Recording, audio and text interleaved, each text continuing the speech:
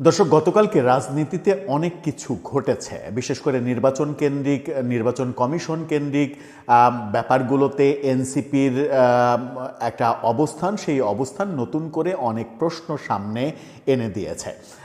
সেই ঘটনাগুলোর মধ্যে একটা ঘটনা ঘটল, সেই ঘটনার পেছনে কি আছে কিংবা কেন এই ঘটনা ঘটল সেটা একটা রহস্যের জাল তৈরি করতেই পারে আপনার মনে।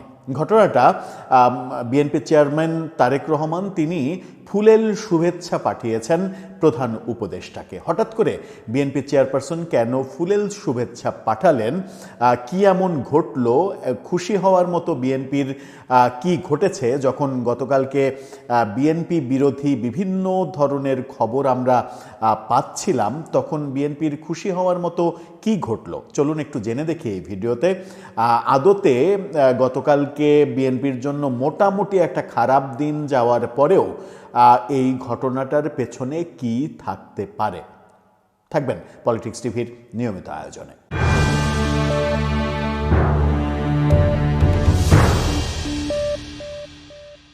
দর্শক, বলছিলাম গতকালকে বিএনপি চেয়ারম্যান তারেক রহমান তিনি আমাদের প্রধান উপদেষ্টা প্রফেসর ইউনূসকে ফুলেল শুভেচ্ছা জানিয়েছেন, ফুলের তোড়া পাঠিয়েছেন আনুষ্ঠানিকভাবে। তার সেক্রেটারি এই ফুলের তোড়া পৌঁছে দিয়েছেন। গণমাধ্যমে, বাংলাদেশের সমস্ত গণমাধ্যমে এটা বেশ গুরুত্ব সহকারে প্রকাশ করা হয়েছে। ৭১ টেলিভিশনের শিরোনামটা দেখে নিন। সেখানে বলা হচ্ছে প্রধান উপদেষ্টাকে ফুলেল শুভেচ্ছা জানালেন তারেক রহমান। বলা হচ্ছে অন্তর্বর্তী সরকারের প্রধান উপদেষ্টাকে ফুলের তোড়া পাঠিয়ে শুভেচ্ছা জানিয়েছেন বিএনপি চেয়ারপারসন তারেক রহমান। তারেক রহমানের সহধর্মিণী জুবাইদা রহমান ও মেয়ে ব্যারিস্টার জাইমা রহমানও প্রধান উপদেষ্টাকে শুভেচ্ছা জানিয়েছেন। সন্ধ্যায় রাষ্ট্রীয় অতিথি ভবন যমুনায় ফুলের তোড়াটি পৌঁছে দেওয়া হয়। বিএনপির মিডিয়া সেলের সদস্য সাইরুল কবির এটা নিশ্চিত করেছেন। বিএনপি চেয়ারম্যানের একান্ত সচিব ও সরকারের সাবেক সচিব ABM আব্দুস সাত্তার প্রধান উপদেষ্টার কাছে ফুলের তোড়াটি পৌঁছে দিয়েছেন। শুভেচ্ছা বার্তায় প্রধান উপদেষ্টার সুস্বাস্থ্য ও সাফল্য কামনা করা হয়েছে। কিন্তু মজার ব্যাপার হচ্ছে যে গতকালকে কোনো দিবস ছিল না। গতকালকে আর সব দিনের মতোই একটা দিন, জানুয়ারির 17 তারিখ, কোনো দিবস ছিল না এবং মানে আমাদের জানা মতে কোনো দিবস ছিল না। প্রধান উপদেষ্টারও কোনো বিশেষ দিন ছিল না, জন্মদিন কিংবা বিবাহবার্ষিকী, এরকম কোনো দিন থাকলে মানুষ আসলে ফুলের শুভেচ্ছা পাঠায়, অভিনন্দন জানায়, এই ব্যাপারগুলো ঘটে। কিন্তু কালকে কোনো দিনই ছিল বলে গণমাধ্যমে কোনো খবর আসতে আমরা দেখিনি। তাহলে বিএনপি চেয়ারম্যান হঠাৎ করে ফুলের তোড়া পাঠিয়ে প্রধান উপদেষ্টাকে শুভেচ্ছা জানালেন কেন, এবং সপরিবারে স্ত্রী এবং মেয়ে সবাই প্রধান উপদেষ্টাকে শুভেচ্ছা জানালেন কেন? ব্যাপারটা কি এরকম যে প্রধান উপদেষ্টার বিশেষ কোনো দিন ছিল যেটা আমরা জানি না কিংবা গণমাধ্যমে প্রকাশ করা হয়নি? সেটা জন্মদিন হতে পারে, বিবাহ বার্ষিকী হতে পারে, এরকম কোনো দিন ছিল কি? প্রশ্ন সেখানেই।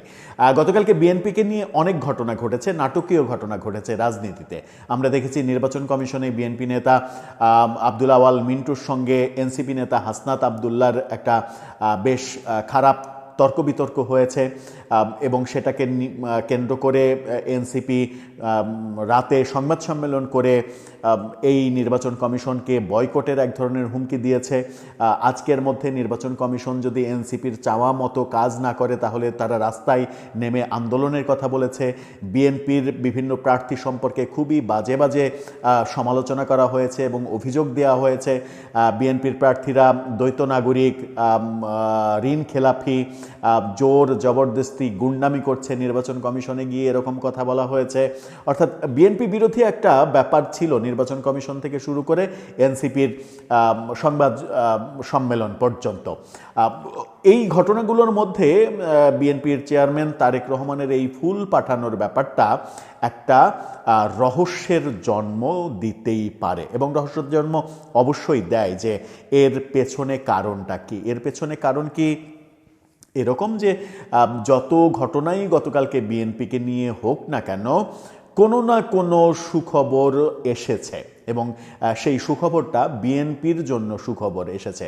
গতকালকে এনসিপির পক্ষ থেকে যখন বলা হয়েছে যে এই নির্বাচন কমিশনের অধীনে যেন তেন নির্বাচনের চাইতে নির্বাচন পিছিয়ে দিয়ে পরে ভালো নির্বাচন হলে সেই পরে নির্বাচন হওয়াটাই ভালো, অর্থাৎ নির্বাচন পিছিয়ে দেওয়ার এক ধরনের ব্যাপার স্যাপার এনসিপির কাছ থেকে যখন আমরা শুনেছি, তখন এই ব্যাপারটা আরও বেশি প্রশ্ন তৈরি করে যে কী এমন সুখবর তৈরি হলো।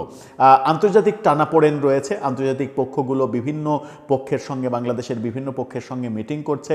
নির্বাচনে এখনও ইনক্লুসিভ পরিবেশ তৈরি করা যায় কিনা এরকম কারো কারো চাওয়া রয়েছে, দেশি বিদেশি বিভিন্ন পক্ষের চাওয়া রয়েছে। জাতীয় পার্টির লাঙল কার হবে সেটা নিয়ে এক ধরনের মানে যুদ্ধ চলছে আদালতে।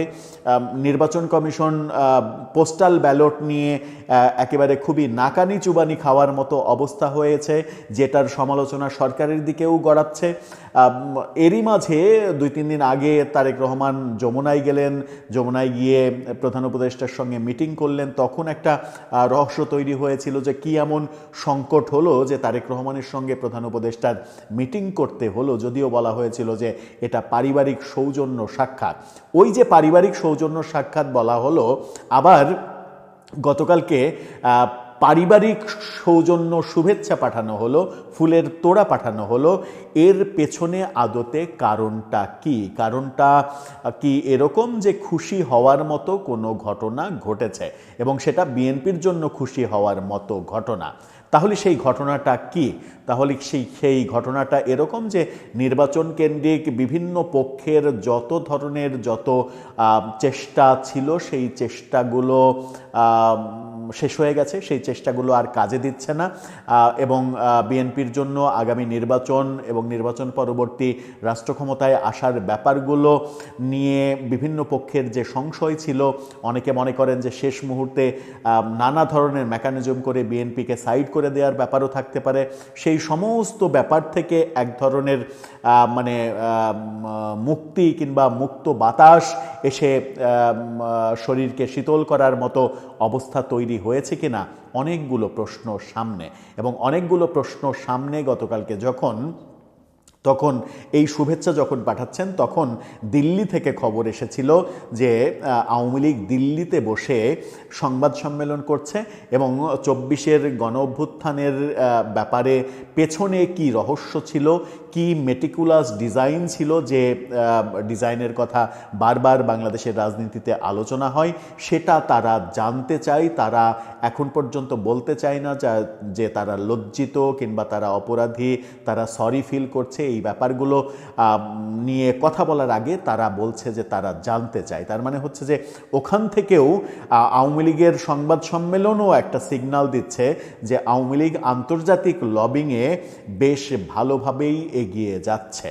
ওই সিগন্যালও যখন আসছে, তখন বাংলাদেশে কি সুখবর তৈরি হলো যে বাংলাদেশের এই মুহূর্তে সবথেকে বড় দল এবং আগামী নির্বাচনের মাধ্যমে ক্ষমতায় আসবে বলে মোটামুটি ধারণা যে দলকে নিয়ে, সেই দল এতটা আনন্দে বিহ্বল হয়ে পড়ল। দর্শক, আপনার মনে কি আসে যে ঘটনাটা কি ঘটতে পারে, নাকি খুবই সিম্পল ঘটনা, কোনো একটা উপলক্ষ, কোনো একটা দিবস ছিল গতকালকে যেগুলো গণমাধ্যমে প্রকাশ করা হয়নি, সেই দিবসের শুভেচ্ছা বিনিময় হলো? রাজনীতিতে অনেক কিছু সম্ভব, আর রাজনীতিতে গতকালকে যা ঘটেছে আজকে সেটা একেবারে উল্টে পাল্টে যেতে পারে। এটা রাজনীতির একটা নিয়ম এবং বাংলাদেশের রাজনীতি তো আরও বেশি চমকপ্রদ। সেখানে একটা নিশ্চিত অবস্থান কিংবা নিশ্চিত কথা বলা সম্ভব কিনা আপনার মতামত জানিয়ে লিখতে পারেন আমাদের কমেন্ট বক্সে।